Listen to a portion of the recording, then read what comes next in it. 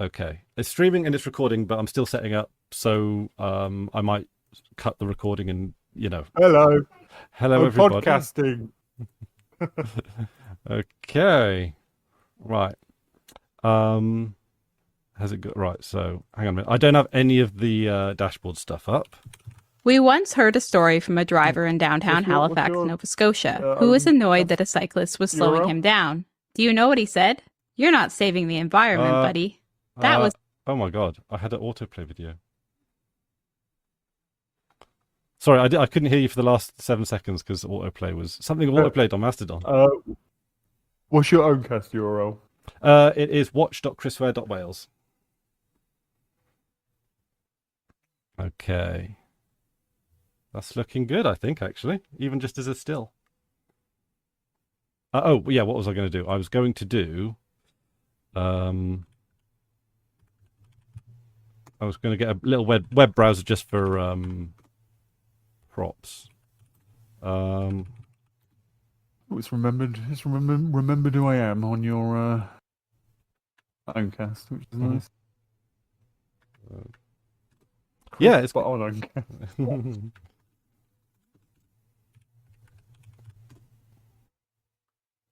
Okay. Yeah. All right. So I think what I'm going to do is I'm going to try and use the Epiphany browser. I'm going to have it in a nice little corner. Oh yeah. So maybe if I don't know if when you work on it again, to maybe either put like a TV in the corner or something, and then we can have like a little web browser that goes inside the TV. Yeah, I don't think I'll be able to do it in perspective with the way I've done the image. Oh, it doesn't. No, it doesn't. Well, it doesn't have to be in perspective. It can be. No, it'd be nice if it was, but yeah, or it could be someone holding up a sign in the background. In the bottom left corner, maybe that could work. Yeah.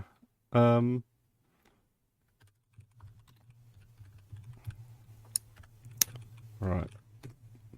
I don't imagine we'll get too many people in because it's of the time, but we'll pop it up on the old. Might as well, eh? On the PeerTube, on the YouTube. Okay. Well, what shall I start? What should my opening browser tab be? I've just got Mastodon up at the moment. Tory party campaign. Whatever's the main Tory one. Oh. I checked in with the Tory party website, the YouTube channel, and they haven't updated it in 7 years. Oh, seriously? Yeah. They must have a deal. That can't be. They must be on YouTube, surely. Maybe not, because I guess YouTube doesn't... It's Facebook and Twitter, isn't it, really? Yeah, YouTube stuff. YouTube's not where you do that kind of thing, is it? Oh. Okay. But I can do Conservative Party. Actually, I'll do... See, I could put it here and you could see the browser on the screen, by the way. No, I will pop that in right now. Oh, okay. Conservative Party. There. Oops. Properties. Oh, it's so much faff with OBS. OBS is a lot of fucking faff. Like, every time I use it, I think this should not be this hard. You should just put in a resolution, and then it should be very sort of clicky and dragging and dropping. Yeah. There's so many options that we're both quite techie. We're not we're not at the peak. We're not peak techie, but we're pretty techie. Yeah. And there's a lot of stuff in there I don't understand when it comes to streaming options. Yeah, I've always kind of felt that I'm in a slightly unique position when it comes to YouTube and content creation, in the sense that a large chunk, if not a majority of my audience, know more about what I'm talking about than I do. That's an interesting point to be. Yeah. Okay, so we've got the. I guess what you have is you think about stuff. I don't mean this to insult but people use things and don't really think about it, and then when you offer thought about them, they're like, "Oh, I hadn't thought about that." I mean, when I started doing Linuxy YouTube stuff, my goal was always to sort of be a cheerleader rather than any kind of anything else, really. Sort of the propaganda wing of the FOSS movement. A user of it rather than a what's the word they always use for enthusiast? A user rather than enthusiast. Yeah, yeah. I mean, I'm very enthusiastic about it, but I think my enthusiasm comes much more from Yeah. the political side of it rather than the technical. No, Although, but yeah, saying somebody's an enthusiast doesn't really talk about enthusiasm. It means a yeah. yeah. Cool. All right, so this is the Dargoth Hour, which I love the You name. saying Dargoth? Dargoth. Wait, no, we've got a controversy in episode 1. Dargoth? Dargother. Dagoth? Dagoth. Dagother? Dagother. Dagoth? I think Dagoth. Okay, we're gonna need to focus group that. Okay, yeah. All right. Well, that's what you leave your first comment, because I guarantee someone's going to be. Because yeah, I suppose with Morrowind, it's one of those things where you read the word written down, isn't it? Yeah, I was just thinking they must say it out loud at some point, because there's obviously some voice, especially towards the end. And Oh yeah. it must be said out loud at some point. But Okay. so yeah, poll for the audience: Dagoth, Dagoth, or what was the other option? Dagoth, Dargoth. Dargoth. What's your third one? Yeah, Dargoth, Dagoth, Dagoth. Dagoth. Dagoth, Dargoth, Dagoth. Great. This is the cutting political commentary. Anybody who's not played Morrowind knows what they're even talking about. No. So This is politics. yeah. So, but I mean, to me, it seems like a good idea to sort of at least kick this off, because we've always talked about politics on live streams since we've been live streaming, and Yeah. this is like a political year for everyone, really. Yeah. You know, we've seen the far right get some momentum in the European Union elections, and then we saw Macron fuck himself harder than I've ever seen a politician fuck himself, which is just bizarre. Then we've got were there some Dutch elections? There was that social democrat that was elected in Mexico, and then of course she's the first woman president of Mexico. Mexico beat them to it, yeah. And she didn't even Yeah. she didn't even didn't even have to be a Hillary Clinton either. They actually had a Well, that was the genius strategy. The woman not being Hillary Clinton. Yeah. See, they were thinking. They were thinking about revisiting that strategy this time around, switching Biden out with Clinton. But it's like, my God, how many times? I don't understand. Like, how many times are they going to try it? Like, Clinton just really wants to be president, but nobody fucking likes her. Even the people who like her don't really like her. Exactly. It's like, I like her, but I don't like. I get that she's unlikable, which is, I like, and I do. No, I like her politics are basically the same as Bill Clinton's, right? Oh, but, no. They're better. They're awful. You think really? I think they're better than Bill Clinton. I think they're close to Obama's. No. Yeah, I would put that all in the same bucket, same as Biden. Like, I mean, by Democrat standards, historically, very right wing, very hawkish, very pro war, very pro business, all that stuff, right? And all of that, like, sort of vague rhetorical nods towards progressive issues, but never actually doing anything about them. Yeah, but I don't think she'd go as far as maybe privatizing Social Security like what Bill Clinton wanted to do. Only because of the climate. The climate is more towards like universal healthcare now, which she absolutely would not ever do, because she's in the pocket of the insurance industries as much as anyone. But my point was going to be, her and Bill Clinton's politics are basically the same. The difference is Bill is likable.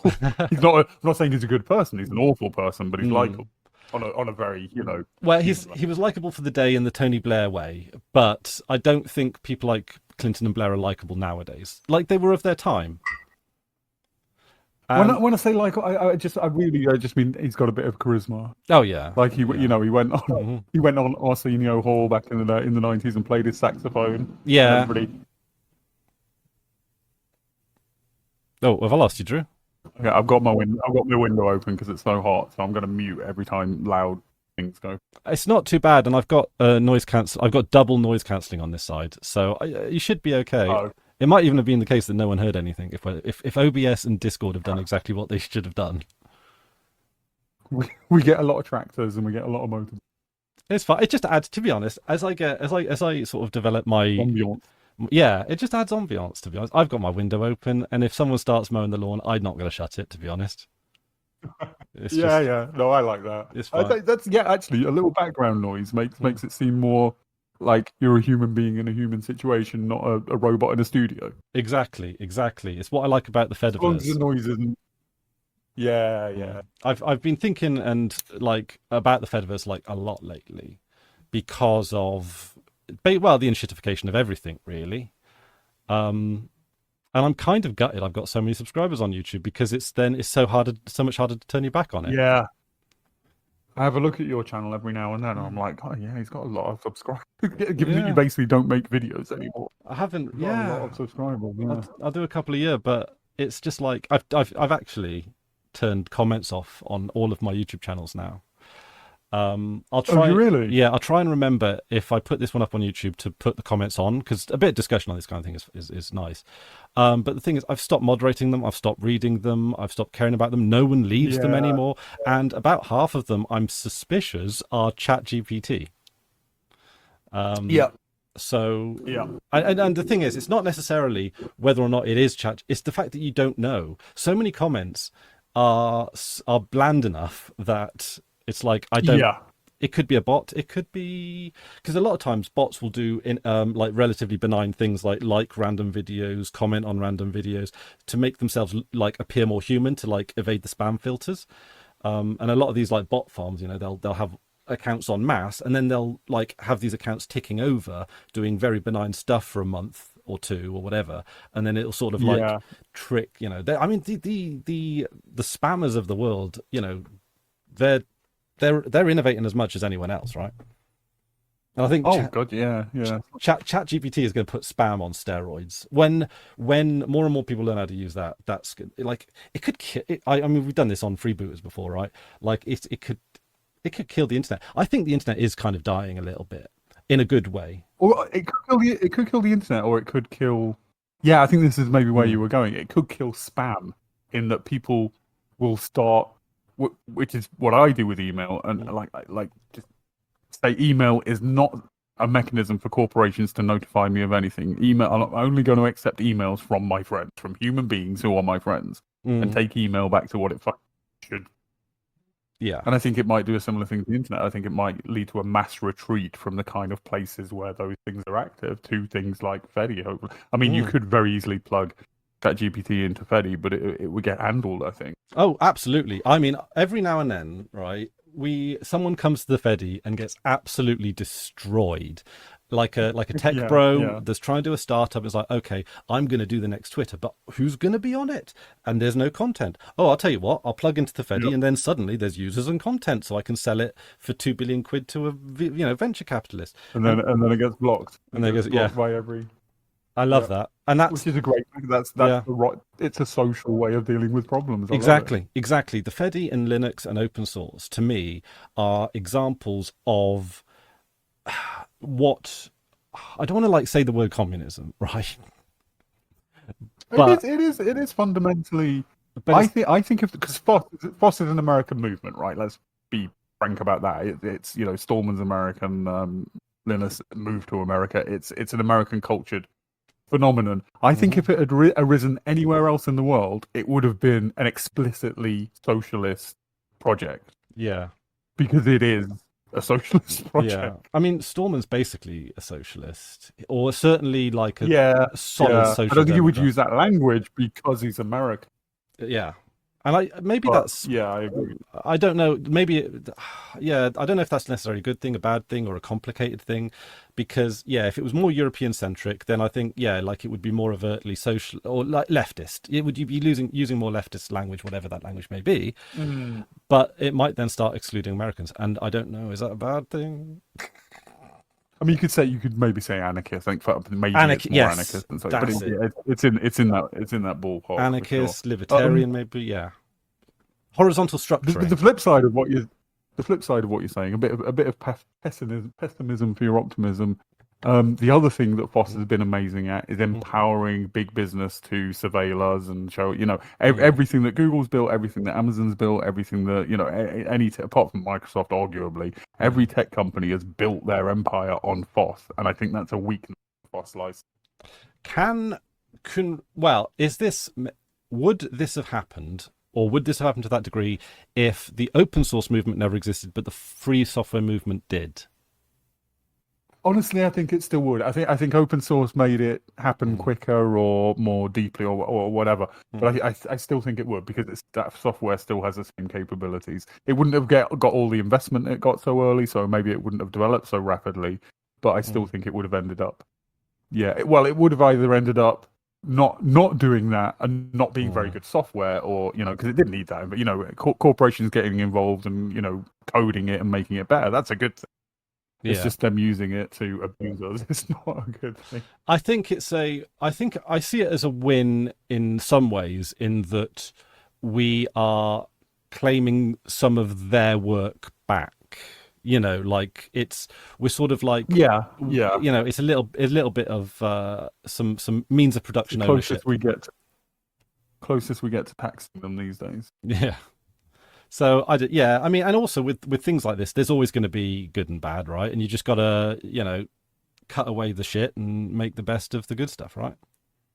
I do think these empires being built on FOSS is a big problem. I see. So the alternative would be something Microsofty, where they would have their closed source kernel, their closed source web rendering engine, their closed sourced Office gear. No, I think it's more. I think without FOSS, these companies wouldn't really exist. I don't think they would have been able to scale up as rapidly as they did and become the behemoths that they are without that, excellent free software to build their stuff on. Yeah, I think it enabled them in a lot of ways, and I think the weakness is in the license. I don't think a non-commercial license, because you wouldn't want, like, your local pet shop not be able to use Linux. I want small businesses to use it. That's great, but some kind of clause that limits big corporations' ability, especially use it for surveillance and selling ads and all that. Is this more like what the AGPL is doing?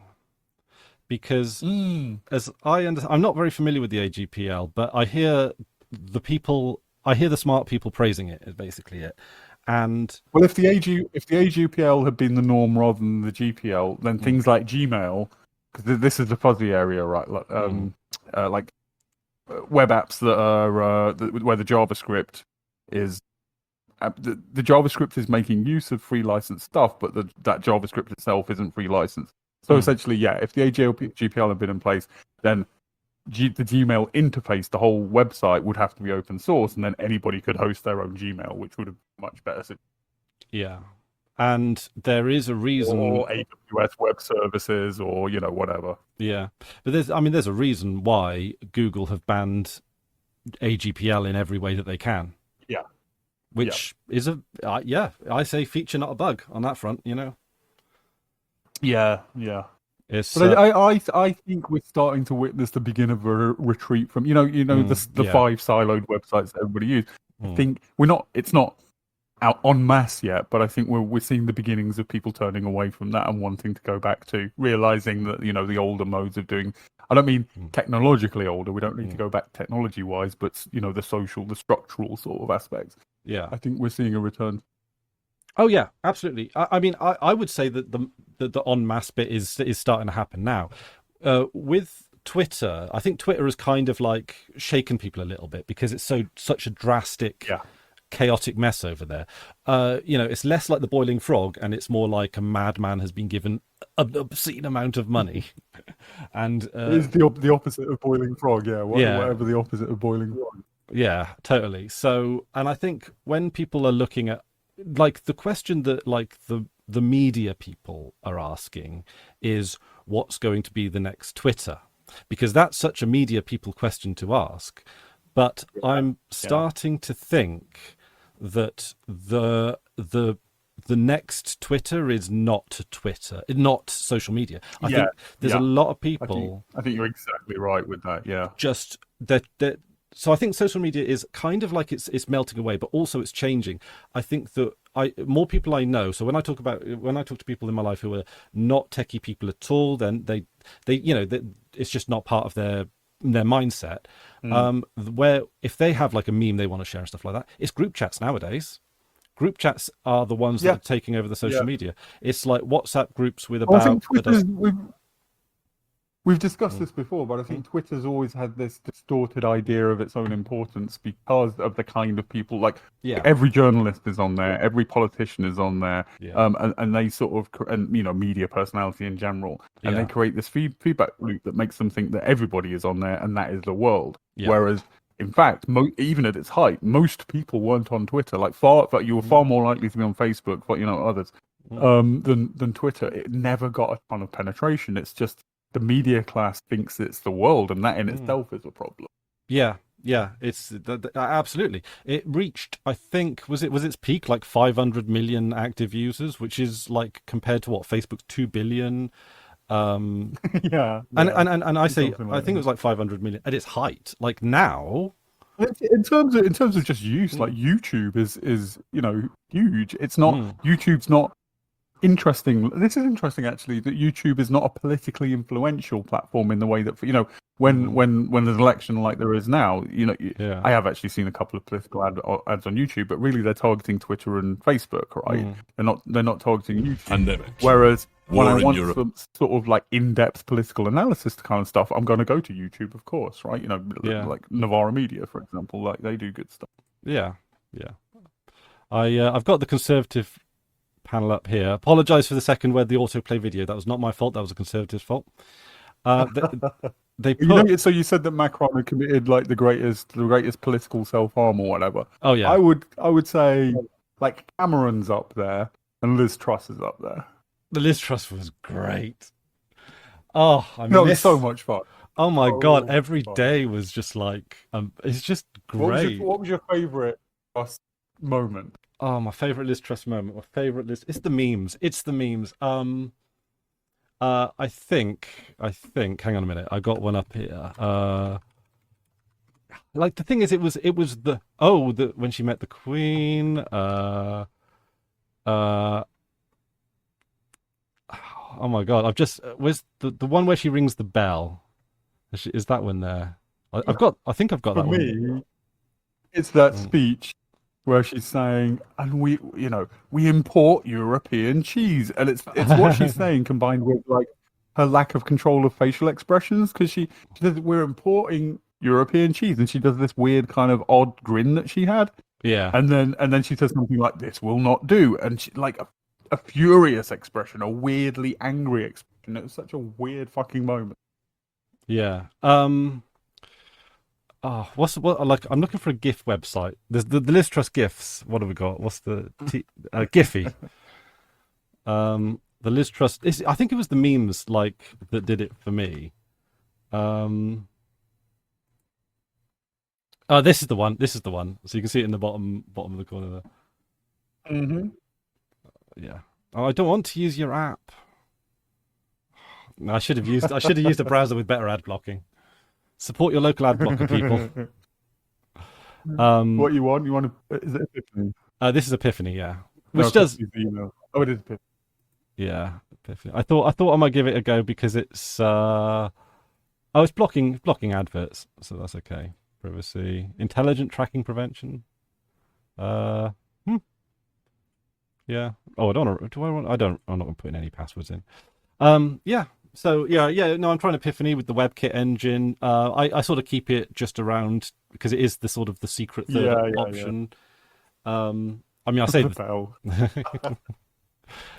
yeah. I think the pork markets is the one everyone knows.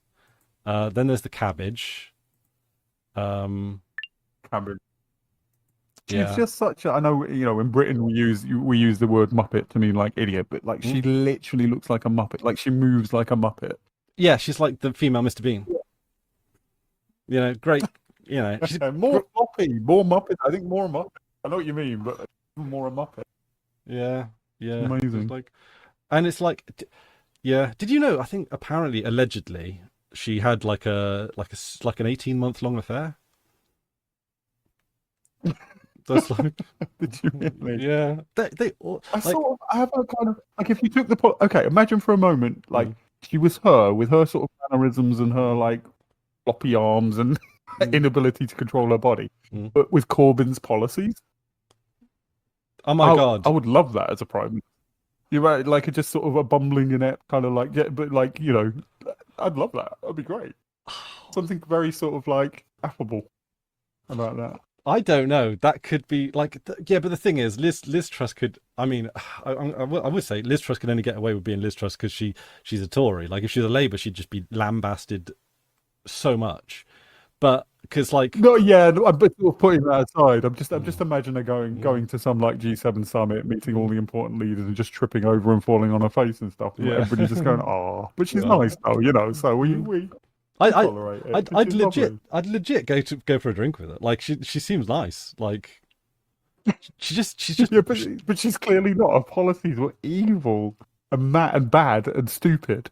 Like she's not even competently evil. We've all got friends that are like really not as smart as they should be, right? And but like we still love them. We would never put them in charge of anything. Is this a thing that's real, or is this the thing that I feel as an old man? Because I think it's real. I don't think it's just an old man thing. But there's been a decline in the competence of our politicians over the last like 30, 40 years. Like a steady decline. Just in competence, just in basic intelligence and competence and sort of eloquence and all of the things connected to that. Yes, but it's not just politicians, but it's more noticeable in politicians because it's more consequential. I think COVID. I think it's everywhere, but yeah. I mean, it's more sort of important. I don't care if somebody running a business is an idiot, but somebody running the fucking country, it's a problem. Well, the thing is, and I don't want to sound, like I don't know, like I'm saying big things with no backup or anything, but I do think that we do, like, COVID hit our brains. And obviously, it like it's really damaged like a segment of children's education. Like during the most developmental years, that's and we do know for a fact that COVID does affect brain tissue, and like most everyone, 99% of people have like had COVID at this point. They might not have known they've had COVID, but I'm pretty, I think. You think COVID made the world stupider? Yes, and angrier. That's interesting. I mean, this what I'm talking about precedes that by a long time. But it was coming. I like that. It was coming along, and I don't know what. You need to write an apocalyptic novel. The kind of like there's a virus and like zombies happen or everybody dies and there's post-apocalypse, but just a virus that makes everybody stupid. Yeah, and that's the apocalypse we have. Nobody knows how to do anything anymore. Yeah. Have you seen the film Idiocracy? Yeah. I know it's not profound. It's a fun one. Yeah, it's like a silly film. No, it's fun. It's not profound, but I think it got critical because it opens with the idea that like stupid people have stupid children, which is a dodgy idea, right? Yes, it was essentially poor people are outbreeding rich people, therefore the world is getting stupider. I don't think that's how he meant to frame it, but that's how it comes across, and that's a problem. But if you put that aside, just the idea of everything is getting more superficial and stupid. It certainly is. I didn't. Not an incorrect. I didn't wholly interpret it that way, but I can see why you did, because the main character, the protagonist, he's a working class person. Right? It explicitly starts with like a little presentational bit at the start with a narrator saying like the problem was that that certain kinds of people were having lots of children, and it shows like a trailer park kind of thing. It's there. It's not explicitly spelled out, but it's very, very strong. See, because the way I mean, I don't think that's where his politics are. So I don't think he thinks that. I think it was just sort of a clumsily presented idea. Yeah. But it because like to me, and it's been many years since I've seen it, but like it's like the degradation of it's like the infotainment 24 news cycle. Snippet, bullet news, reading the headlines, not the thing. It's all of that just sort of accelerating, and this is what 500 years of it will do. And this is one of those like sort of cliche things to say, but it's becoming increasingly accurate. Like in the movie, they have one of the things that went wrong with the world was they did a partnership with business and had this policy of watering crops with energy drinks. Yes, yeah. And it's like, that's the kind of shit the Tories are coming up with now. Like that doesn't. I mean, not it's still a satire, but like we're definitely in that territory. Yeah. It's like when Rishi Sunak came out with like, let's bring back national service, and it's like, that's just a policy you drop because you think it sounds nice to like boomers. It wasn't my problem with it. Like I think you could come up with a national service policy that isn't a terrible idea. Like some people would agree with it, some people would disagree, but something along the Scandinavian model where it's more leaning towards, sort of civic service, civic. Yeah. I guess I would say voluntary, but it's not voluntary. Fine. Yeah, if you come up with an actual policy, fine, we can judge it. But it wasn't a policy. It was just clearly something. What can we throw out there that will appeal to boomers essentially? And it's like, bring back national service. So then they just say it, and then reporters like, well, what do you mean by that exactly? They're like, well, no idea. Even in the leader debate, I think it was the BBC one, and the host. It was the question time one, and the host said, "But what would be the penalties for how would you enforce it? What would be the penalties if if somebody refused or whatever?" And Rishi Sunak was just like, "I don't know. We haven't really thought about it." Like he didn't say that, but like had no answer. He was just like, "Well, there are many ways in which we can, just hadn't thought about any aspect of it." Whatsoever. Yeah, like I mean, the devil's obviously in the detail, right? Like I've got European friends. Like there's one guy I knew from like years ago. He spent his national service learning a lot of things about first aid and stuff. I thought, well, all right. Yeah, that's yeah. Some people just end up shuffling files for the civil service. Some people get in shape, I guess. I don't know, like, like, I mean, to be honest, right, and I don't want to sound like a boomer when I say this, our country's also gotten a lot fatter. Like, sure, like, and I don't want to, it's like, obviously that's unhealthier as well, but it's like it just, obvious and strain on NHS and all that kind of stuff. But like, at the end of the day, we don't want to be a fat country, right? Like, and it's like, I mean, and again, it's easy to sort of blame this on lockdown, but I think, again, this is the kind of thing that preceded lockdown. I think lockdown accelerated some things rather than inventing things, if you know what I mean. Yeah. And it's like, if a national service would allow people to improve, like as a sort of scheme of self-improvement, that wasn't, I think when people think of national service, they think, angry drill sergeant, they think like Forrest Gump or Full Metal Jacket or something like that. And it's like, no, it doesn't have to be, it could be soft, it could be European. Yeah, I mean, what I want to say is I'd be in favour of some kind of civic duty national service where when you turn whatever age, you go and work either in something, work for your local council, work in the civil service, or like working on infrastructure, that kind of thing. But then I'm like, well, why not just make it a guaranteed job program? Oh yeah, no, yeah. Like, I mean, just the base pool. I mean, capitalism doesn't want this; they want unemployment. But yeah, just basically guaranteed jobs. If you don't have a job, or you're thinking of starting university, but you don't want to do so, you want to take a couple of years and just make some money. Just go and work on the roads, go and work in the civil service. There's always a guaranteed job. That'd be fucking great. That'd be great. Yeah, yeah. So it's decent paid, not voluntary. Like properly. Yeah. Or if there was the Green New Deal, like insulating houses, that kind of things that we need to do as a country. Yeah. Or in fact, you could even like sort of frame it a little differently, right? So, for example, you do your, let's say, 2 years of national service, right? And that might be involving things like working on roads and stuff like that. But then that is what entitles you to your universal basic income, or not necessarily has, I obviously I think. Not universal then. If there's a no. Yeah. Sorry, it's a bit. No, sorry. I mean, like, there's a little bit more like state pensions in so far that it's the give and take, right? Like it's like obviously if you can't do a national service, no one should make you do a national service, right?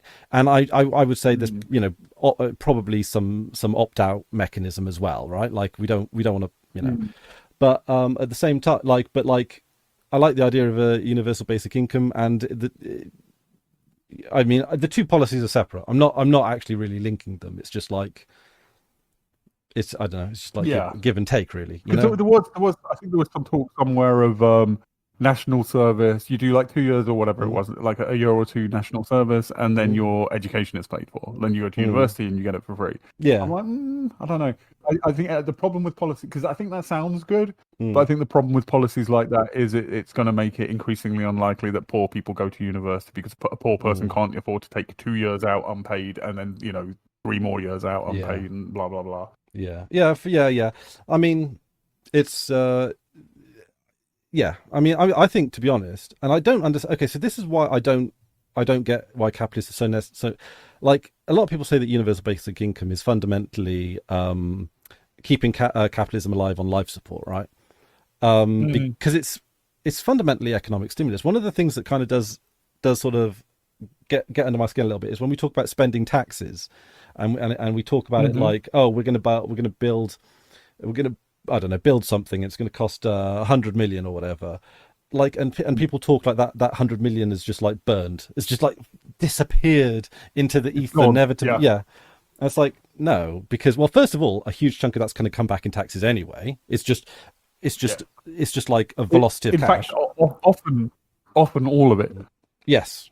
Eventually, yeah. To explain how that works, like I'm sure most people know this, but for anybody who doesn't, like if the government wants to build a hospital, so it contracts, surveyors, then it contracts an architect, then it contracts builders, and it pays all these people, the money it costs to build a hospital, and they buy materials and they hire labor and they, and they go and buy things in shops with their wages, and at every point that is taxed. When they buy the materials, it's taxed. When they buy stuff in the shops with their wages, it's taxed. So most of that money, if not all of that money spent, ends up coming back in tax anyway. Yeah. Or and on top of that, the government, gets an asset at the end of it, which is worth whatever they paid for it. So there's no net loss anyway. So essentially, they make money when they build stuff, and that is ignoring the fact that a government. This is the key distinction. The key bullshit that underlies the lie that that the national credit card is up to its limit or whatever, is that governments can print money. It doesn't mean they always should, and that's always the best way to raise money. But a government can print if they need to pay for something, they can print money. Yeah. And when I say print money, I mean issue bonds. Yeah. They got other ways, but totally. It's a lie, isn't it? Not like the credit card. Well, it's a lie for a reason as well. It's a lie in order to enrich the rich and impoverish the public sphere and the personal sphere. But it's kind of. I mean, it really started in the 80s, 90s. It was Blair that really did it hardcore. What happens? What used to happen is if you need a hospital, the government pays a builder and a contractor, blah blah blah, to build a hospital, and then the government has a hospital that is their asset. What happens now is they contract a private corporation to build the hospital. The private corporation owns the land, owns the hospital, builds the hospital, is paid to build the hospital, and then rents the hospital back to the government. So rather than having an asset at the end of the thing, you have a rent to pay. It's more expensive.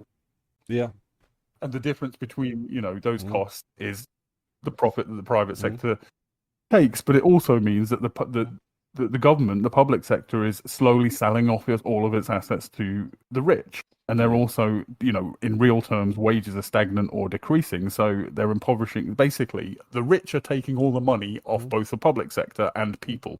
Is it possible? I'm guessing it's not, because would have been attempted. If like unions were to try and find the cash to start things like PFI schemes and academies and stuff. I still think I think it's the same problem. I think those things need to be state owned, and part of the reason for that is you need to sort of train that competence in the public sector to be able to do those things efficiently. Yeah, I think we've essentially what's the word? What's the word for made 100th of? Decimated. We've decimated the civil system, and that's a problem. Yeah, I'm only thinking about that as a step in the right direction, right? I'd rather a union owned a hospital than a private business, right? For sure, of course, yeah. I mean, the profit motive is awful for like. If you need something to survive, it shouldn't really be something people make money off of. I know that the world is not perfect, and sometimes you got to grease wheels and so forth. But like, surely it should be something that we refrain or move away from at every opportunity. I mean, anyone with a semblance. I mean, housing is the primary right, something we literally need to live, and because the economy is so unproductive, the only place for rich people's money to go, because rich people have a lot of money at the moment, is to invest in property, Yeah. not as housing. It's literally just an asset. They'll buy an empty building and it will be worth more in 5 years. They're making money by just owning empty buildings. Yeah. But what that does is makes housing more expensive. That pushes the price of property up and makes housing more expensive for everybody. It's an insane system. See, this is actually going back to what you were saying about our politicians getting dumber, right? Because Margaret Thatcher was quite smart in this regard. She understood that to expand the Conservative Party and to get people voting Conservative, she needed to get them to be homeowners, because when you become a homeowner, you jolt to the right, which is one of the reasons why they reckon because you're invested. You're invested in asset price inflation. You've nudged up a little bit in the class system. So, well, you think you have. You think you have. They've given you a crumb. Even then, it's still stupid, because you want the value of your house to go up because the value of other houses is going up, and if you need to move, you need your house to be worth more so you can buy another house. But that situation would be the same if house prices stayed the same. It's not actually in your interest for a house that you own to increase in value. No. If it's your home, if it's a second property and you're wealthy, and then it's an asset, it's a different matter. But if it's your home, it does nothing for you for the price of your home to go up. It's worth one home. It's worth it's worth one home. Exactly. It's worth one home when you bought it. It's worth one home when you sell it. So it's a way to catch up with inflation, really, or get ahead of inflation, really, because house prices are going up ahead of inflation. Usually, I don't know. But it's all imaginary. It's all imaginary. Yeah. And again, unless it's the second, third, fourth, unless you are speculating on property, your house is not an asset. Exactly. In that sense. The thing is, as well, with the property market is particularly interesting. I've seen it happening a lot with Australia, but I think it happens everywhere. Is cities expand, they grow out, and you can see it, and you can predict that it's happening. So what a lot of Australian money people have done is they've bought up houses in locations where then cities will expand out into them. And so that they'll be caught into a local development plan later on it doesn't even matter when. It could be a few years, it could be a few decades, because the money will just eventually come back. Once it gets accepted into municipal planning schemes and things like that, the orders of the property increases orders of magnitude. It's like around here. So I live in a small market town, and around the market town is lots of farmland. And farmers love having that land, not because it's particularly good farmland. The best farmland is elsewhere, but it's because it's farmland in a location that, it's location. That land just increases in value infinitely. Sometimes they'll sell a bit for a development. They'll sell as little as they can, as often as but it's money. It's just guaranteed money for them, and it's guaranteed a lot of money. And every now and then you'll see the county council draw the boundaries for where they want to do their local development plan, and farmers and landowners, they're like, oh, I hope they want to expand into my bit. Because it's just basically it's just truckloads of cash. That combines with the other great evil of our time, which is buy-to-let mortgages. Oh God, yeah. Which So again, for anybody who doesn't know, it's where if you've got enough money, or if you've got a stable enough income, you can buy a house and then rent it to somebody else, and then the rent pays for the mortgage. So you're getting an asset. The renter is getting a place to live, but no asset. You're getting an asset, and you're also making a little bit of profit on top of that. What an insane system! If the tenant can afford to pay the mortgage, why is there a third party paying the mortgage and accruing an asset while doing nothing? So, you're paying obviously stupid. You're paying someone else's mortgage. And here's the thing, right? And we understood this all too well in the 2008 market crash, right?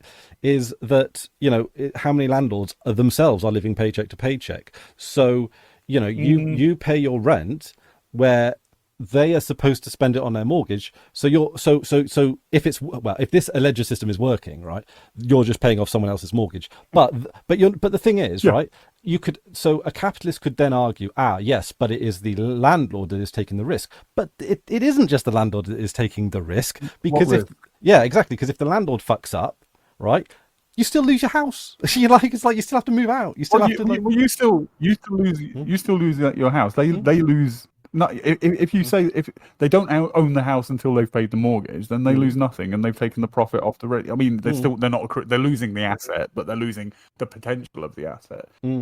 It's so stupid. What we need to go back to council housing. We need housing owned by the council. You pay a rent to the council, depending on your income.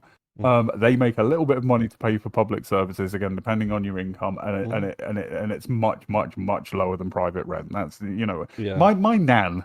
I want to go old man, but my nan lived in a semi-detached council house built in like the 30s, I think, with a nice sized front garden, a very big back garden. It was like a four bedroom house, and it was a lovely house. Like any normal person would love to live in this house. It was in like a leafy suburb, like a nice suburb, leafy tree lined streets kind of thing. Absolutely beautiful. You would never. It's not what you think of when you think council house. Right? We need that. We need everybody should have access to a house. My nan's got exactly the same story. She raised a family. Her and my granddad. My granddad was a postman, regular old job, right? Lived in a 3-bedroom council house for the entirety of the family life. Zero issues whatsoever. Lovely house. It was a terrace, but it was nice, big, rural, well made. And the council kept upgrading it as well. Like they got double glazing. Yeah. And I think even they got a discount on getting Sky TV installed. Like, yeah, no, I was going to say the same thing with my nan. Yeah. It's and it's like, damn, that's not bad. I don't necessarily oppose the idea of one person owning their own home. No, I'm not. Ultimately, when we live in the communist utopia, but for now, and even honestly, I think there's room for private renters. So long as it's not. I don't know where to quite draw the line, but there's a difference between, my nan left me this house. I've got my house. My nan left me this house. I'll rent it out, right? Yeah. I don't think that's evil. So long as you do it at a reasonable, we may get Fedi pushback on this, but I do believe that there is such a thing as potentially a good landlord. Well, there are good landlords. There are people like good private landlords for sure. But the thing is, the system needs to insulate against bad landlords, right? Like the system is only as good as the shit landlords. We need to take property as an asset, as a speculative asset. If you take that out of the equation, and you also have council housing, which is suppressing, rent, the potential rent that somebody can charge, then you sort of take all because then the private rent has to compete with the public housing, right? And that's fine. If it's like you pay a little bit more and you get a little bit more maybe in private rent, fine. Ultimately, it's something I would want to get rid of, but I'm not immediately hostile to it. Right? How about buy-to-let needs to fuck off? Yeah, buy-to-let. And renters as large businesses that just own a ton of property and rent them all out. That's terrible. Yeah, I mean, I think we've probably seen the same Navarro media clip where they just interview landlords and they talk about their portfolios and stuff, and it's like, you know what, just like guillotine in it, just maybe, maybe, I don't know, like, I mean, lampposts and rope. It's like at this point it's self-defense, right? Like, come on, maybe it's like, oh man, and it's like, we're locking up people for drugs, and these people are like, God, it's awful, and it's like, I've completely lost my thread now, but like, I swear to God, it was going to be something great as well. You made yourself angry. I did. I literally just, I do that. Actually, I do that quite a lot. I'm just thinking. You made yourself Welsh angry. Yeah. And the thing is, I've noticed over the past like couple of years, maybe last year, really, I don't think of myself as particularly as like an anarchist or libertarian, but like the more shit I see, like from the upper classes, I'm like, you're making it hard not to be an anarchist. Do you know what I mean? Like it's a little bit. Yeah, I definitely lean statist. I think there's, but I'm the ideal form of the state. This thing, thinking the post-war settlement was a good start. We should have done the post-war settlement and then gone further step by step. But we did the post-war settlement and then reined it back step by step. But I see the state as the only body that can possibly do these things. And therefore, we have to try and make the state better. I agree with that, and I also agree that the state is needed to deal with big problems that we cannot deal on a personable level, i.e. climate change. There are other issues, but climate change is the one that's easy to sort of pinpoint as going, we can't. Well, that's beyond the state. I mean, that's pan-national. Oh yeah, right? that's pan-national, that's global, but, yeah. And quite frankly, and so I think, to me, it's not a case of necessarily anarchism and libertarianism versus statism, or like big statism. Like, there is nuance in there, right? Like, so yeah, like the state deals with problems that are best suited for the problems that the state deals with, and then maybe you dissipate that to local authorities. I mean, to be honest, I do think more stuff should be devolved to local authorities, and some of the ideas that have come out of like Labour's Green New Deal stuff, and that is locally owned power stations and stuff like that. Great idea, yeah. And like I say, council should own housing so that they can use that money to provide services and blah blah blah. Yeah, and actually, this is make councils a bit more autonomous, both in terms of raising money and spending. Yeah, and actually, this is a good point to sort of like transition it into the election, because this is actually a noticeable difference between. So this is like the first general election where I've given super serious thought to tactical voting. I'm not usually a fan of tactical voting, but my MP is someone who I disagree with a lot politically. Very substantially right wing, very substantially Tory. He's a Tory sycophant, and Labour have put forward a really solid candidate. She's hardworking. Her heart is in the right place. She's been involved in all kinds of low-level political matters for a very long time. Very smart. Ideal candidate, right? Shame she's Labour, but okay. So, and there are big problems with Keir Starmer that no doubt we'll talk about ad infinitum.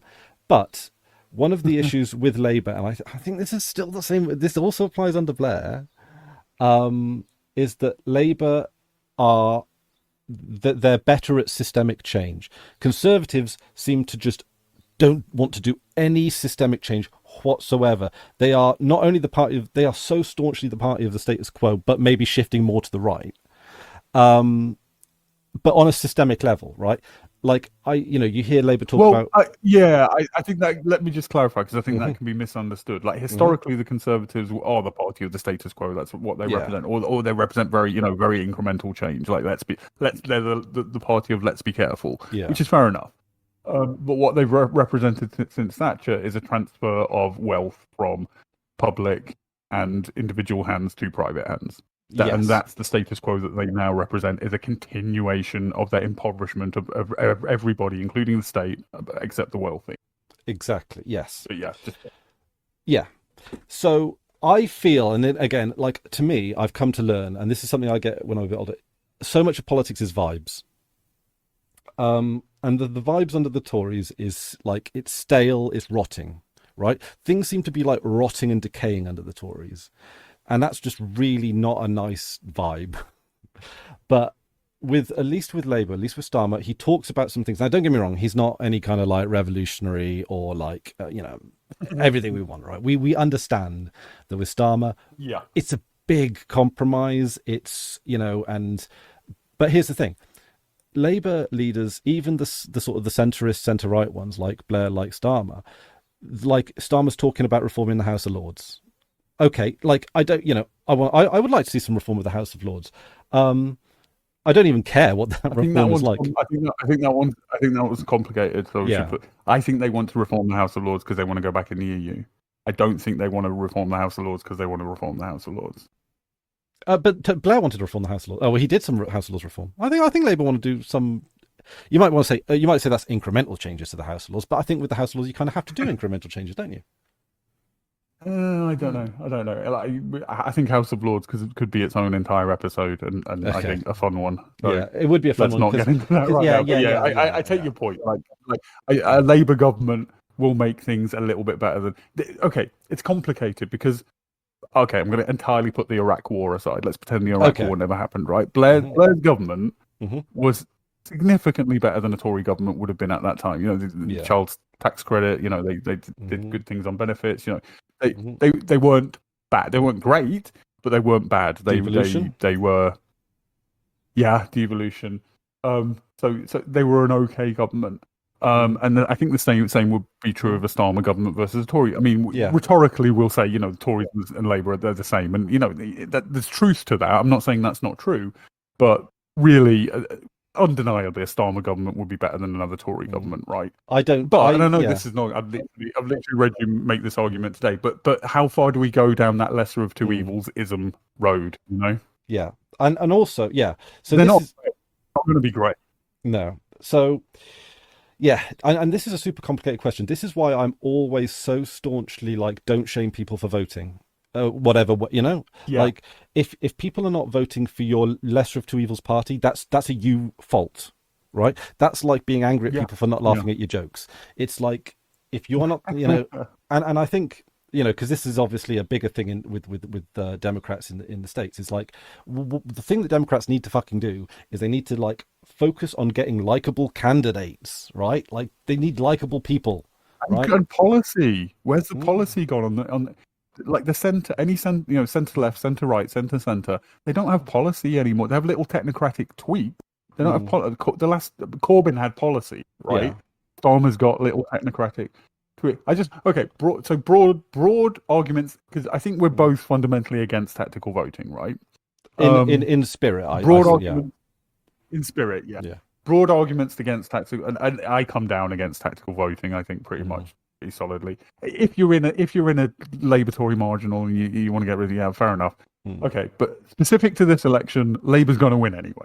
Labour's going to win with a huge fucking majority. It doesn't particularly matter whether your particular seat has a Tory in it. That's going to make no difference to what this government can do and will do, right? So there's that. But putting that aside, because that's specific to this election, the more of the popular vote. Say you're going to vote Labour tactically, but what you really want to do is vote Green. They're the ones whose policies appeal to you the most, right? The more of the popular vote that the Greens get, even if it translates to no seats in Parliament, the more the parties who are in government have to respond to their ideas. Yes. Even if they're not in Parliament. And also the more resources that party will get for any given election. You know, I mean, they're going. You know, the Greens are going to lose their deposits in most in all but like 2 seats, which is like £250,000, right? I would say 4 seats, but maybe I'm optimistic. 4, I hope 4. I really hope 4. I'm surprised that Hereford North is doing as well as it is. And these, like, it's more prevalent in America, I think. This vote blue, no matter who. And basically, if you don't vote Democrat, then you're enabling fascism. No, fuck off with that. Put better candidates up then. I mean, what you were saying, like, if you want people to vote for your parties, then have better policy. Also, there's like 40% of the electorate who just don't vote. Appeal to them. Yeah. And also, the thing is with America, voting is more difficult. And that is tragic. See, well, we've got the ID thing over here this time, right? We've got the ID thing over here. I wouldn't be able to vote if I'm voting postal, which bypasses that. But I wouldn't be able to vote because I don't have any photo ID. I don't have a passport. I don't have a driver's license. You have to. You can apply for a photo ID. So you can. So it's not like the system works. They've, like, I mean, it's like Hamish got one. He gets like they give him a little printout, and you just. So it's not. So it's basically like you can get around that. Like it's not like. Right. I mean, is there, to be clear, that this policy is in place to deter poor people from voting because poor people will be less motivated to do this? Yes, although Jacob Rees-Mogg claims the policy has backfired. But I don't know if it was you or someone else said, I can't imagine of a better cover-up than them pretending that this failed. So, I don't know. Jacob Rees-Mogg is going around saying, oh, we should... How were they saying it was backfired? I didn't see that. Because people who don't have voter ID are disproportionately older. But here's the thing, and here's the kicker, right? So bus passes are accepted ID, and you get a free bus pass when you're sub like 60, 65. Maybe. You know what? My mum got that. My mum got that bus pass when she reached that age, and she loved it. She would go out on day trips. It was lovely. Old people love the bus. Like, I'm sorry, that's mean, but like, no, my mum uses it. It's great. Right. And the thing is that like rich Tory old people, they're probably not claiming their bus pass. I don't know. Anyway, it seems to be the case. Anyway, basically the case is that it's made it disproportionately harder for old people, and old people tend to drift Tory. And that was Jacob Rees-Mogg's sort of argument, which I am not sure if he is just talking out of his arse. And so, and actually, it was a successful policy in. Even if it's true, it's tempting to celebrate that, right? It's tempting to go like, "Oh, good, old people can't vote," but I don't like that. No. That is fundamentally underneath it all. Mm-hmm. I'll be happy with the communist revolution, but underneath it all, I'm very democratic, and I think I don't want to discourage anyone. We need better campaigning. We need better political education. We need better political discourse so that these people don't vote for these reactionary parties. But preventing anybody from voting is a dangerous road to go. Exactly, and this policy has actually made me solidify a position that I didn't previously have, which is I believe voting should be compulsory. And I struggle with that one. Let me put forward the argument and the thing that convinced me, and let's see if it convinces you, right? So the thing is if voting is compulsory, and I also agree there should be a none of the above option. Oh yeah, of course, yeah. So you should be compelled to check in, right? It is a civic duty to vote. Yeah. Because if it's a civic duty to vote, if everyone has to vote, right? That means the government has to allow it so that everyone can vote. The onus is on the government to get to make voting as easy as possible. Whereas now the onus is on the person voting to make sure they've got the ID, to make sure that they know where their polling station is, etc., etc., etc. So it basically shifts responsibility onto the government to make the voting process better. That's basically the thing that. Do you think that would necessarily be the case though? Because the Tories, locking up a bunch of poor people for not voting, would the Tories hate that? I would say I'm not going to lock up anyone. It'd be expensive. It'd be a very stupid, expensive thing to do, but fining them, I guess, is more likely, which wouldn't be. I'm even kind of okay with it being a crime without a punishment, almost. It's just like we just have to do it. We have to have that's kind of it. If you skive that day, or you are like, I don't think people should actually be punished for not voting. I just think everyone. If there's no repercussions, then it's essentially. I know what you mean. I would want it to be a crime without a punishment, but if it doesn't, then people will just vote exactly as they do now. I don't think it would change anything. Other than having the onus on the government to make sure that everyone does it. Everyone can do it. That's the bit that I want to. It's the case in Australia, isn't it? I think voting is compulsory in Australia. Just the shift of responsibility. That's all. That's what I'm aiming for. I don't. That's the interesting. Yeah. I think I'm less interested in that aspect. Not to say that's not interesting, but personally, what I struggle with it is. And I think this can stray into being quite classist, but the idea of a bunch of people who are not politically engaged and, don't have very sophisticated political... I think everybody has a very sophisticated political inner life. They know what they want and they know what's good for the country and so on, but they don't necessarily know which parties represent that. Having a bunch of people... Essentially, having a bunch of people who are politically unengaged voting, is that good for democracy? Bad for democracy. I don't think that necessarily changes. There are plenty of people who are completely clueless. That vote. Reformer. What they're polling at 20%. I do actually think that's a bit. I do actually think it's a bit classist. I think people were made to vote. I think.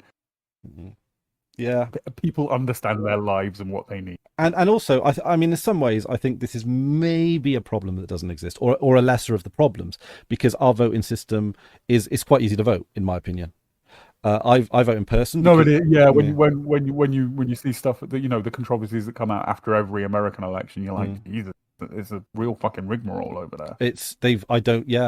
Like with ours, we and this is the thing I agree with Jacob Rees-Mogg is that our voting system is a pride of the world. We do such a good job. I've also got to say, I think. No, that's going too much onto the House of Lords stuff again. We should have an episode where we talk about the House of Lords. Yeah. But I'll just briefly say, I think our parliamentary system actually works very well in some ways. In some ways, yeah. The filtering process. We need PR. Yeah. I think if we had compulsory voting, we'd also need PR. I think we need PR anyway. Yeah, we need PR. And interestingly enough, Reform are in favour of PR. And this is an interesting thing. And this is actually one of the dimensions that actually kind of makes me want to do these like political live streams, is because like Reform are kind of fascinating to me. They're going to be a party that gets 20% and maybe like no seats or a very small number of seats.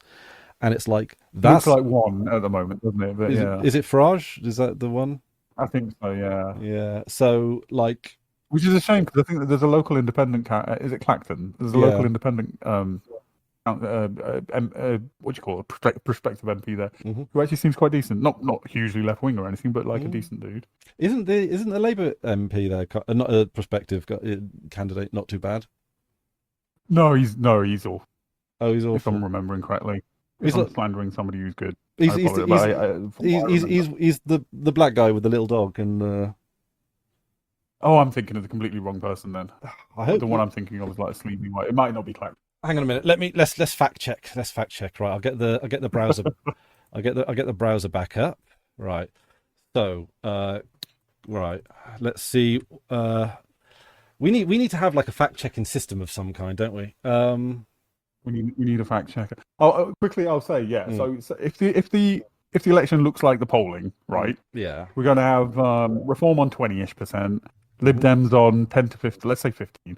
So it's 35. Yeah. Hang on a minute. I think Ed Davey's got a few more theme parks left in him yet. So you know. So that's 40% of the vote for parties in favour of PR. That way, it won't be 40% of parliamentary seats. Obviously, that won't be represented in Parliament. But 40% of the public voting for parties who support PR. That's going to matter, I think. That is going to matter. See, this is it, and this is why I think. Essentially, I mean, if the Tories are destroyed, maybe they'll be in favour of PR. My God, the MSN search engine, website, whatever, is horrible. Oh my God. Why do you want MSN? I don't know. I just put it in. Like all of these are like default settings. Okay. I think Microsoft cares about my privacy. That's Bing, right? Okay, hang on a minute. No water playing, please. The Clacton. I think it is the guy I'm thinking of. Oh my God, it is so fucking hard to find something. What the hell? BBC, come on, BBC. Come on, state-funded media. Okay. What seat is it? Clacton. It's the It is Clacton. So oh my God, I'm not going to be able to pronounce this name. Hovan Usi Nepal. I mean, I don't have any idea on his policies, but he seems like a pretty cool dude. He's got style. Am I thinking of a completely different seat where there's this? Look at that. That's dude, stylish. It's a stylish man. I'm waiting for the stream. It must have been. I think it was on some Navarra thing where they went to a particular seat, and there's this Polish dude with a Polish name who's an independent who's going up against. I don't know if it's an incumbent Tory or an incumbent Labour, but he seems pretty cool. Yeah. It's no, it's not that dude. Okay. More politicians should dress like this, by the way. Like, what's he wearing? He's black. It's like brown wool, with it's just good pattern matching. Yeah, that's like kind of his thing. He's that he's kind of like the stylish guy. But yeah. You know what? Like let's retire the shit suits and let's have nice suits like this. I agree with that. And or just sort of like comfortable looking casual wear. Oh yeah. I mean, the Tories should be wearing ruffs. Just like a jumper, nice, comfortable pair of trousers. Like I'm fine with that in business and in Parliament. Why do we wear these suits? Yeah. Polling in Clacton, by the way, 51% Reform, and the next highest is 21% Tory. So yeah, it looks like. Oh, it looks like he doesn't stand a chance. Damn it. Yeah. He'll be an MP. I know it. Because he pulls the media eye, and that's valuable. It can be if their policy is good. Yeah, if they pull the media eye and they end up being like a piece of shit, then Yeah. There's also the AOC effect where they seem good until they get elected, become fucking awful. I don't think she's awful. She's pretty fucking bad. I like Ro Khanna. Yeah. Although I'll tell you what, I think go on. The fact that they're not really seriously considering Elizabeth Warren as a front runner, I think is a mistake. Really? Do you like Warren? I do like Warren. I like Warren, like Warren, but she is to me, Warren is like the big left of centre compromise, right? She's not so far left that she's gonna upset the powers that be, but she's left enough that she's gonna give some good stuff and make the Dems popular. Although that being said, I don't know if Americans want a woman president, because they do seem I think she's a bit unmoored. This is something I actually wanted to mention. Like, I mean, she used to be a Republican, right, back in the day. Yeah, she switched over 2005, I think. So I'm probably going to vote Green in this election, right? Because their policy is the policy I like the most. This is safely Labour this time, so it's not a tactical voting issue. Blah blah blah. I think I'd vote Green even if it were. But there is part of me is iffy about voting for a party that isn't linked or tethered to like a particular vision of political economy. Okay, so by which I mean. I wanted to ask you and about I think Warren's in that category. I think she's a bit of a political. She's a floater. So yeah. I can't defend that because I'm a floater. The Tories represent capital. The Lib Dems represent the bourgeoisie, and Labour, in theory, represents the workers. Right? That's how this is supposed to work. And the Labour Party is, again, in theory, a socialist party. The political economy that they represent is socialist. So going into an election, you don't need to know their policy. You don't need to, you can just say, I vote Labour because they're a socialist policy, and I believe that socialist solutions are the best for blah, blah, blah. Right? That's not the Labour Party anymore, to be clear. Yeah. But in an ideal world. And voting for the Greens, who both don't have a political economy to fall back on, so they can go in. We saw this with the SNP actually, with the recent leader elections. Like they very nearly elected somebody who was very socially conservative, right? Basically, what's his name? The Workers' Party. Oh, Galloway.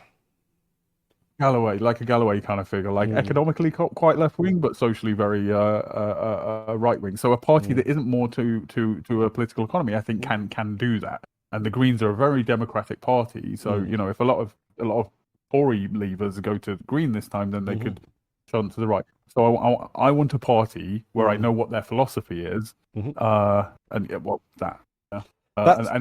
voting for such a party does make me nervous. That is a fair point, and because the thing is, right? So the thing about the Greens is they're a very like scattered party, right? There's the central leadership is very, very, very loose. And they're very much focused around, like their local branches have all the power basically, except for the obvious cases where a national party is needed. Well, in terms of policy, they're the most democratic party. I think they just all members just submit potential policy and then they all vote on it, and whatever gets Labour sort of half did that under Corbyn, where they have a panel that votes on it, but in conjunction with the parliamentary leadership. But no, the Greens are utterly democratic. Yeah, same with the Lib Dems. If you have absolutely no life whatsoever, you can watch their plenary sessions on BBC Parliament. Oh my god. And they're kind of funny, like actually, because you get to see like the slightly wacky Lib Dems and their slightly wacky policies, and it's like. And it's all right. It's charming. It's endearing. I quite liked old school Green Party policy with like where they used to get a little wacky with it. So like with their aviation policy, obviously they want to decarbonize aviation, but they were mentioning things like dirigibles and stuff like that. I'm like, yeah, I want dirigible. I'm going to vote for the dirigible party. I want to vote for the monorail party. The Greens and the Lib Dems have a similar kind of thing going on, where they will campaign very specifically locally, and they can both be a bit NIMBY-ish on a local level, right? Yeah, they can even they can oppose social housing, they can oppose wind farms even on a local level because they're protecting the environment, which is in Tory areas. And then on a national level, and I think that again, that's because they're not moored to a particular view of political economy. And it is quite in rural areas. Greens will often be campaigning on similar issues to Conservatives on the NIMBY-ish side of things. That is a big, which is why they're getting, because 2 of the seats they're potentially winning are fairly, progressive seats in inverted commas, and 2 of them are essentially Tory seats that they're looking to win, and they're looking to win, on those kind of grounds, right? Yeah, and that does make me a bit nervous. Having said that, the leader, or one of the 2 joint leaders, Carla, in the debates, she's very charismatic. She was a bit nervous in the first one. She warmed up a bit more in the second one, and I enjoyed her a lot. She's really cool. I hope this isn't like too politically incorrect to say, right? So I'm sorry if this is but she kind of has cheeky lesbian energy. And I no, absolutely, and I really like that. And for Bristol Central, that's what you want, right? You want cheeky lesbian. For anyone, yeah. I would be. I don't think in my life I've ever felt sort of anything resembling pride about my prime minister, right? Thinking about your prime minister goes abroad, and it's like, am I proud to be represented by this person, kind of thing. But I would be proud to be represented by her. She seems like.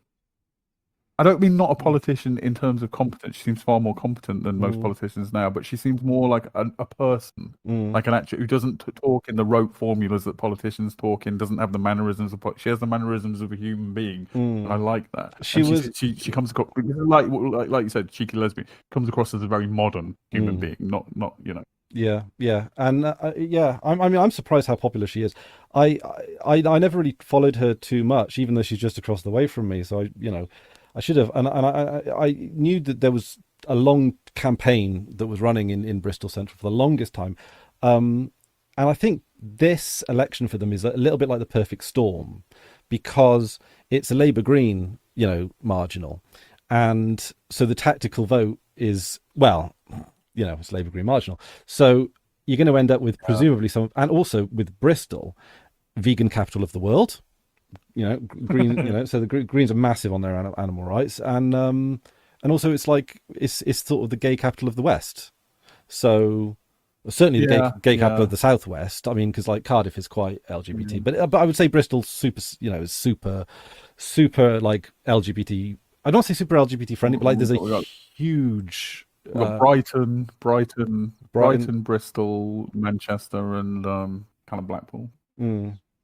And so I think that's kind of the ideal Green kind of spot. When I talk, having said all that, go on, sorry. One thing I have carry on. One thing I have noticed when talking with Plaid Cymru, because a lot of people Greens and Plaid Cymru, these are basically very, very similar policy-based parties with maybe different focus in different areas. Obviously, Plaid they're nationalists, so they want to push the Welsh language. They obviously want independence, and I'm pretty always a little bit skeptical of nationalism, even when it's leftist progressive nationalism. Nationalism to me is a little bit. It feels a little bit manipulative, or a little bit I don't know. I mean, I know what you mean. I know what you mean. Yeah, even when it's not ethno-nationalist, it's still appealing to something that we find a bit. Yeah, it's almost see, I'm we're humans before anything else, right? That's the thing. Yeah. I don't identifying myself as being I don't like the idea of an identity being focused around the idea of I'm not like you, which sometimes nationalism kind of drifts into. Good kind of identity, I am me. Bad kind of identity, I'm not you. It's kind of the sort of the quick. Yeah. But with Plaid but they're nice people, and their heart's in the right place, and all that kind of thing. So I've got to say, from an external perspective, as a dirty English, Plaid don't come across the nationalism seems to be very much in the backseat, even compared to say the SNP. Yeah, yes, I suppose. It depends where you go, because Plaid can be quite different in different areas in terms of the essence of them. But the thing that someone explained it to me is that Plaid are the working class Greens. So the appeal is that Greens are more maybe the academic class. They're sort of thinkers, policy wonks, all that kind of thing. Whereas Plaid are a bit more nationalism, roll up your sleeves, miners, sheep, Yeah. and Miners.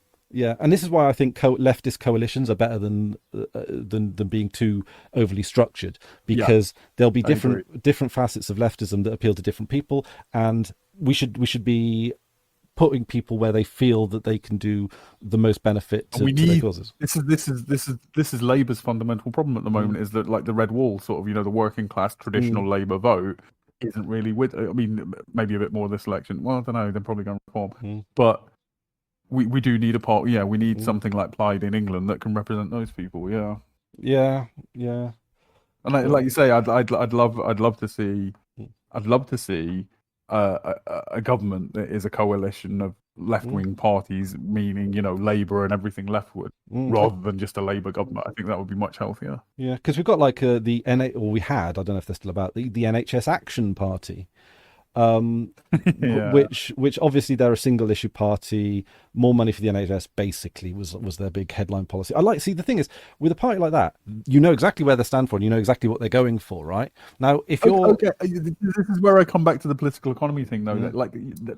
That policy is not isolated from everything else. You've got to have you've got to have an idea of how the whole country works in order to make that happen. I don't like single issue parties. Because the thing is that because a lot of the sort of Green and Plaid and all that, they were a little bit critical of the NHS Action Party. So for that reason, because the NHS, the underlying accompanying policies of the NHS Action Party were relatively green, progressive-y kind of things, right? So logically, the pragmatic thing to do would be, rather than setting up your own party, would be to set up a faction within another party, like maybe the Greens.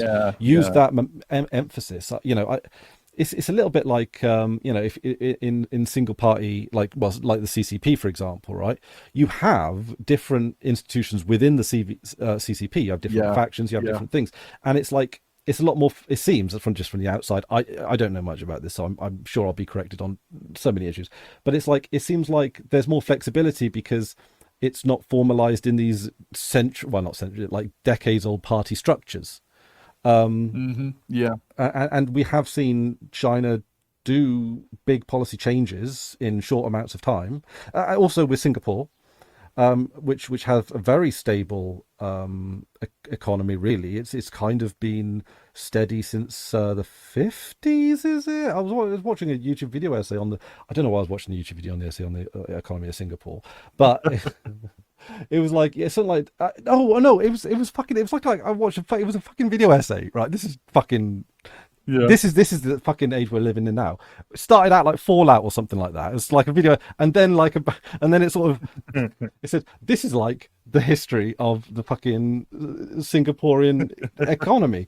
It's like, but it was really well presented, really interesting, and so like their economic projects span over the courses of long periods of time because of course they've got that. I mean, one of the I think Singapore. I think I'm right that I'm thinking of Singapore. They're a kind of weirdly mixed bag of sort of quite socialist policy and very hyper capitalist policy. Right? Like I believe all the or something like 90+% of the land there is owned by the state. Something like that. And rented. Which is obviously an incredibly left-wing policy, but then they're also, in other ways, kind of hyper-capitalist. They're an odd one. They are an odd one, and they're very interesting because, like, China have taken a lot of leads from their successes. That's to be honest, I think China and CCP is probably another one we could do a whole episode on. Because I often want to bring China up. And often as like a positive example of government done well in a kind of technocratic sense, like the structure of their government, their 5-year plans, the way they're very democratically responsible to the people they represent, the way they internally promote and train people and stuff like that is all great. But you can't bring up China without somebody going, authoritarian human rights abuses, blah, blah, blah, which is like, you need to do like 20 minutes of caveating before you say anything good about them. Yeah, so we can knock all of that out at the beginning of one, because it's like... we need an episode on China, an episode on the House of Lords. Yeah, an episode on BRICS, I think, encompassing China. Sorry, an episode on? BRICS. BRICS? not the building material. Capital BRICS, Brazil, Russia, India, China. Oh, right, and yeah. South Africa. The anti-NATO or the non-NATO aligned country. Yeah. Although I feel, yeah, totally. But yeah, like anyway, I forget why I brought that up even in the first place as well, because it's like we've actually said very little about this election in particular. And there's two things I want to mention. Just oddity. This election is fucking weird. Yeah. Right. It feels weird. The Tories aren't campaigning. Basically, they're just throwing out ideas that they have now and then. The Tories are going to be decimated. But two things that I just can't quite get over. So Labour are probably going to have the biggest majority in history, right? Yeah. Excluding things like national governments in the 30s. But they're also going to have possibly, or if not, then close, the lowest share of the popular vote for the winning party in history. The biggest majority in history on the lowest share of the vote, because the sort of popular not consensus, but the vibe is Labour are doing really well, right? But Labour are doing so I know well. what you're going to say. I know exactly where you go with this. No, I'm not even going to bring. They're doing in terms of share of the popular vote, they're doing terribly. Yeah. This is a bad by electoral history. This is a bad performance for the Labour Party in terms of popular vote. Yeah, they're being handed an election, but they're being handed an election by Reform. Now, yes, if you look at I think these two things are connected. Obviously, the absolute collapse of the Tory Party, the aftermath of Brexit, there's a bunch of things feeding into that, but ultimately Reform are the ones who are sticking the dagger in, right? Yeah, see, I mean, a vote for Reform is kind of a vote for Starmer in this particular instance. No, I mean, a vote for Reform. I think I've said a couple of times, if you're a strategically minded, Labour no matter what kind of person, you should be out campaigning for Reform in Labour Tory marginals. Yeah. Oh, I bet it's kind of as a white guy, I bet it's kind of fun to campaign on Reform. You're just going out there like a role play activity, you just get blotto, fucking immigrants, am I right? Yeah, it's you got to dodge the milkshakes. I'll have a couple of milkshakes to throw back. It's Hey, I mean, I'm not necessarily opposed to OnlyFans girls throwing milkshakes over me. It's That's your king. Some people pay a lot of money for that. So yeah, I think. I don't think it was an inside job, but it does kind of feel like, oh my god, if you had both a dairy fetish and a humiliation fetish, Farage was like, yes. I do walking a little bit weird. Yeah, I do kind of feel like a lot of these politicians must have a humiliation fetish. I think Farage is one because it's why else would you? Yeah, because he kind of loves it when he gets these milkshake PR things. And to be honest, I don't even blame the woman on the basis that maybe she is doing it for her OnlyFans, but I'll tell you what, she's probably made a fucking mint. I mean, when he came out, it's a very sort of boomerish kind of humor, but it's the charismatic end of boomerism when he made reference to the my milkshake brings everybody to the yard or whatever. I thought that was he is a very able politician. That was the perfect way to handle that. Yeah. He's an annoyingly. I wish we had somebody like that on the radical left who was that fucking politically capable. Yeah. Well, maybe Carla Denyer might start making waves. We'll combat this. Yeah, she's not. I don't think she's that, but yeah, I mean, she's not. Yeah, the thing is, it's probably not going to come from the Greens because the Greens are too I don't want to say meek, but polite. I know. Yeah, she's never going to be an agent provocateur, right? No, but she does. She threw some shade. She did some reading. A little bit. I hope that I did enjoy on the debate when she was like, "That's what a manifesto is." Yeah, enjoyed that line. It's I think maybe with a couple of years, because I remember Caroline Lucas back in when she started out on the circuit, and she wasn't that great when she started, but with when a few years on, she was a lot better at debating and a lot better at. She had very. I like her a lot. I like hearing her talk. I think she's very smart. I think she's very eloquent. but she does have that vibe of like hippie-ish middle school teacher. Yes, because And she never, yeah, like, from the haircut to everything. Like, and I like that. That is a vibe that I like. But I don't think that's ever something that's going to appeal to, like, again, like Northern Tory Red Wall kind of, not Tory Red Wall, like, it doesn't have that kind of appeal. Where I think Carla could. Interesting. And that's not to denigrate her. I think she's very cool. I mean, she's the perfect candidate for Bristol Central. So it's, Yeah. So I do hope she's in the same way that like Ellie Chowns is the perfect candidate for Hereford North. She's kind of got that like that mum's energy, which, and she's used to like dealing with Tories all her political career. She's very good at standing up for herself and for a party. And stuff I'd just love to have her in Parliament, especially in a Parliament where, because it looks like the Tories are going to be the opposition, right? But it's going to be slim. It looks like it's going to be, the polls are all over the place, but somewhere between, I would say, 50 and 100 versus the Lib Dems somewhere between 30 and 50, right? So the Tories are not going to be securely the opposition. They're going to be part of, the opposite benches, which I think is going to give more sort of power to all of the voices on the opposite benches, including a couple of Green MPs. I think they're going to have more voice, which is and her representing that voice, I think, will be a very positive thing. Yeah. Who was the guy? Stephen Flynn for the SNP, Agent 47. Yeah, have you watched the debates? I watched one or two of them. I do need to catch up, but I do kind of like him. I think he did really well.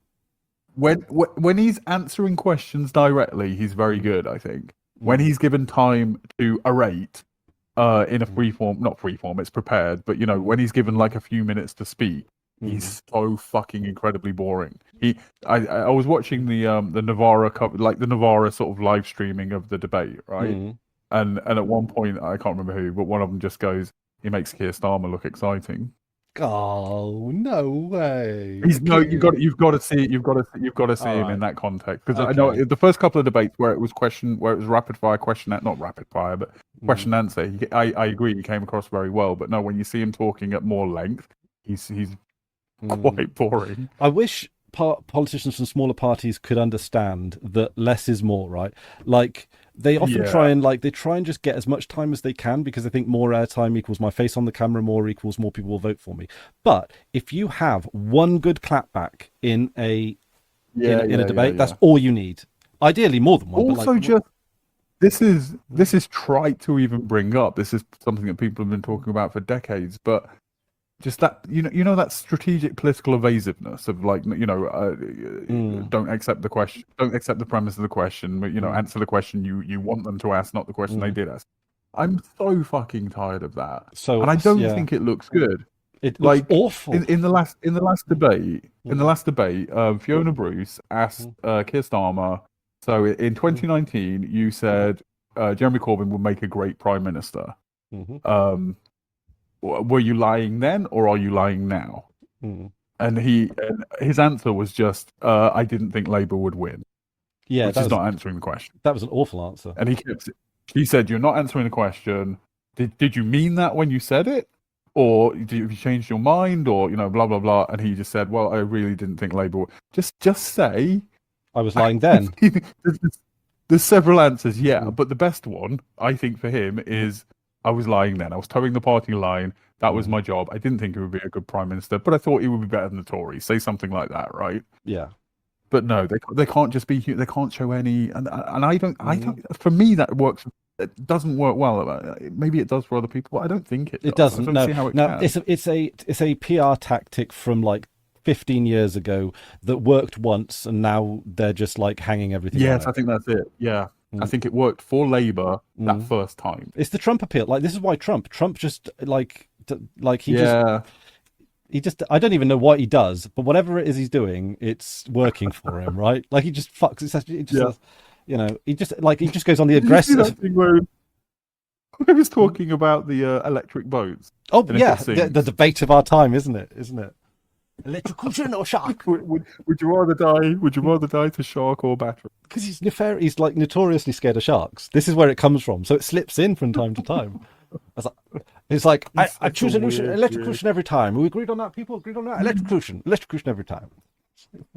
He is entertaining. Yeah, Like he if is. you believe that politics, if you believe that politics is fucked, everything's fucked. Like climate change is going to happen. We're heading for annihilation. You might as well just vote for whoever's the most entertaining. You know, as you know, plays the best music as the boat sinks, kind of thing. Kind of, yes, but also like the Texas That's not GOP. that's not to minimize the No, the harm he's going to do to yeah, trans and because people. well, I'm the thing not is, making yeah, light of that. no. But I totally get you because, like, but but it is also kind of like shocking that the GOP want to prosecute people who have abortions as murderers. That's fucking wild. It's I never thought they would because I've talked about like this. There was a tweet where I can't remember, but somebody challenged Trump. Mm. This is the perfect counter to anti-abortion people who want anti-abortion laws, right? Is well, are you going to prosecute the mother for murder? Because logically, based on everything that they say, logically they should, right? Mm. And I think it was years ago during I think Trump's first campaign, somebody put that question to Trump, and he's just like, "Yep." Yeah, I remember that. Yeah. Answers, you know. And it's like, no, you don't. No, you don't. You're not supposed to say that. You're not. But like, the rules have changed. That's the thing. I think that the political rules have changed, The and most Overton politicians window. haven't noticed. Yeah. Not even no. I think it's the way of doing things. I don't think it's even about the open window. I think it's just a way of. You can just go, yeah, I was bullshitting because I wanted to win that election, and people will go like, yeah, fair enough. I understand that. Yeah.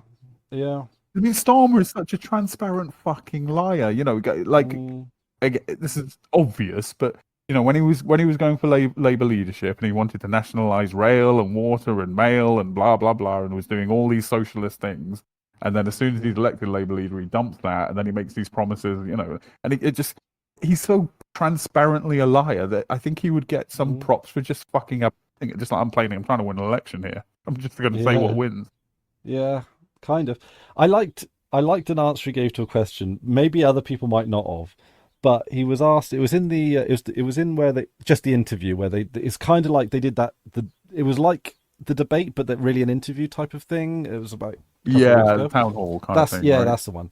And it's quite well known journalist who was doing the question. I've forgotten who she is now, but she asked.